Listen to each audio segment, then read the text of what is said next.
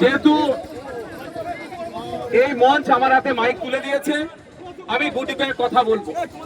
প্রথমত হচ্ছে এই যে দাবি আজকে নিয়ে রাস্তায় নেমেছেন 22 টেট উত্তীর্ণরা, শুধু আমি মনে করি এতে এই হবু শিক্ষক শিক্ষিকাদের দাবি নয়, এটা পশ্চিমবাংলার প্রাথমিক শিক্ষা ব্যবস্থাকে বাঁচানোর দাবি।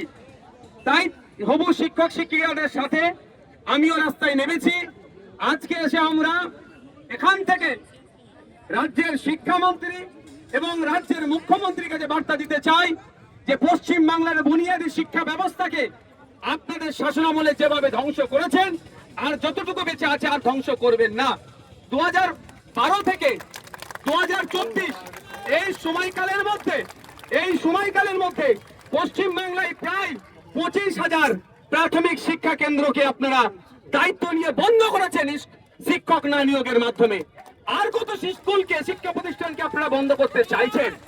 এই মুহূর্তে প্রায় সারা পশ্চিম বাংলা জুড়ে 1.5 লক্ষের কাছাকাছি শূন্য পদ আছে প্রাথমিক শিক্ষা কেন্দ্রগুলোতে। তো অবিলম্বে আপনাকে প্রাথমিক শিক্ষা ব্যবস্থা বাঁচানোর স্বার্থে রাজ্যের শিক্ষামন্ত্রী এবং মুখ্যমন্ত্রীর উদ্দেশ্যে আমাদের এই মঞ্চের পক্ষ থেকে বার্তা, 50,000 কম করে 50,000 ভ্যাকান্সির নোটিফিকেশন দিতে হবে, 50,000 নিয়োগ দিতে হবে এবং শিক্ষা কেন্দ্রগুলোকে বাঁচাতে হবে। সেই শিক্ষা প্রতিষ্ঠানগুলোতে কারা পড়াশোনা করে? প্রান্তিক মানুষেরা, প্রান্তিক সমাজের মানুষেরা, লেবার, ভ্যান চালক, কৃষক, দিন আনে দিন খাই, দলিত, আদিবাসী, মুসলিম সহ পিছড়া বর্গের ছেলে মেয়েরা যারা আর্থিকভাবে দুর্বল স্বাবলম্বী নয়, তাদের পরিবারের ছেলেরা যেই শিক্ষা প্রতিষ্ঠানে বুনিয়াদী শিক্ষা অর্জন করে সেখানে কোন জায়গায় দেখছি ডেটাতে একজন টিচার আছে, কোন জায়গায় দেখছি টিচার শূন্য অবস্থায় স্কুল চলছে। এগুলো অবিলম্বে সেখানে শিক্ষক দিয়ে শিক্ষার পরিকাঠামোর পরিবর্তন করতে হবে। তাই এখানে মঞ্চের যে দাবি, সেই দাবির সাথে আমি শুধু সহমত নয়, আশা করছি রাজ্যের মানুষ সহমত যে অন্তত স্কুল প্রতি একটা করে শিক্ষক নিয়োগ করা হোক, 50,000 ন্যূনতম 50,000 শিক্ষক নিয়োগ করা হোক। আমি এখানে বক্তব্য দীর্ঘায়িত করবো না, এই জায়গাটাও দীর্ঘ বক্তব্য দেওয়ার জায়গা নয়। আমি শুধু এইটাই বলতে চাই রাজ্য সরকারকে, হয়তো আজকে দেখলেন হাজার হাজার টিচার আসলো, এই ধর্মতলা চত্বরে কিছু বক্তব্য দিল, স্লোগানিং করে বাড়ি চলে গেল। এটা দিকে ভাববেন না যে আমাদের কোনো অসুবিধা নয়। আগামী দিনে এই টিচাররা আসবে প্রয়োজনে, যদি আপনি তাৎক্ষণিক ভ্যাকান্সি ঘোষণা না করেন, টিচারের পরিবার আসবে, সিভিল সোসাইটি উঠে আসবে এবং রাজনৈতিক মতাদর্শের ঊর্ধ্বে গিয়ে সমস্ত শ্রেণীর মানুষ রাস্তায় নামবে।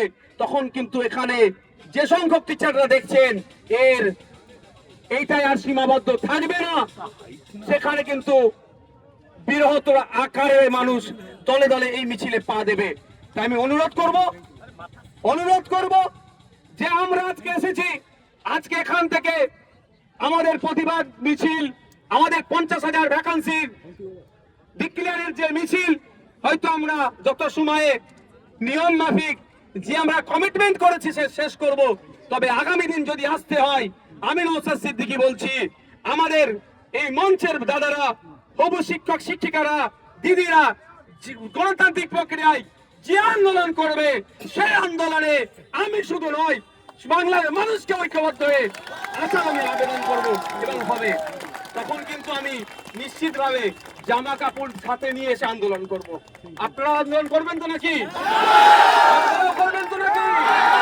তখন জামা কাপড় নিয়ে আসবো কলকাতার রাজপথে, অর্থাৎ যতক্ষণ না পর্যন্ত ডিক্লেয়ার হচ্ছে, দাবি মানছে, আমরা রাজপথ তখন ছাড়বো না।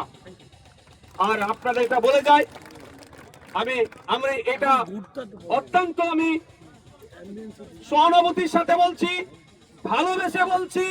আমি আবারও রিপিট করছি, পশ্চিম বাংলার শিক্ষা ব্যবস্থাটা, বুনিয়াদী শিক্ষা ব্যবস্থাকে ধ্বংস করবেন না।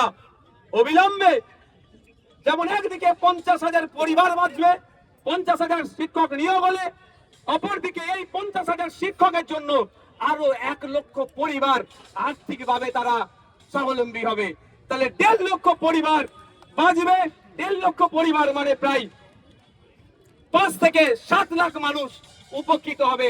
একদিকে যেমন, উল্টো দিকে সাথে সাথে যেখানে আমরা প্রান্তিক সমাজ থেকে উঠে আসছি, আমাদের সেই সংখ্যালঘু অধ্যুষিত ব্লক হতে পারে, দলিত অধ্যুষিত ব্লক হতে পারে, আদিবাসী অধ্যুষিত ব্লক হতে পারে, ঝাড়গ্রাম হতে পারে, সুন্দরবনের প্রত্যন্ত গ্রাম হতে পারে, বা ডুয়ার্সের যে কোনো ব্লক হতে পারে, সেখানকার বুনিয়াদী শিক্ষাটা আমরা বাঁচাতে পারবো।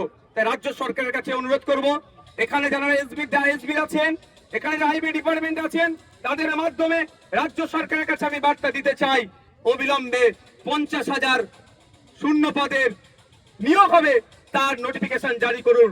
অন্যথায় গৌতম বাবুর ওই ফাঁকা আওয়াজের জবাব কিন্তু গৌতম বাবুকেও দিতে হবে। আমি গিয়েছিলাম, আপনি সেই দিন অফিসে ছিলেন না, আপনাদের বলে যাচ্ছি না বলে এবার আমি পৌঁছে যাব অফিসে।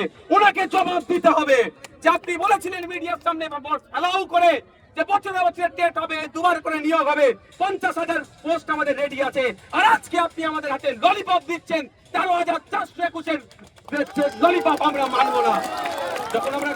যখন আমরা প্রতিদ্বন্দ্বিতায় নেমেছিলাম, 6 লক্ষ মানুষ আমরা প্রতিদ্বন্দ্বিতায় নেমেছি, তার মধ্যে থেকে মেধার ভিত্তিতে আমরা পাস হয়েছি। এখানেও মেধার ভিত্তিতে নিয়োগ দিতে হবে, কম করে 50,000 নিয়োগ দিতে হবে। এই বলে আমি আমার বক্তব্য সংক্ষিপ্ত করছি।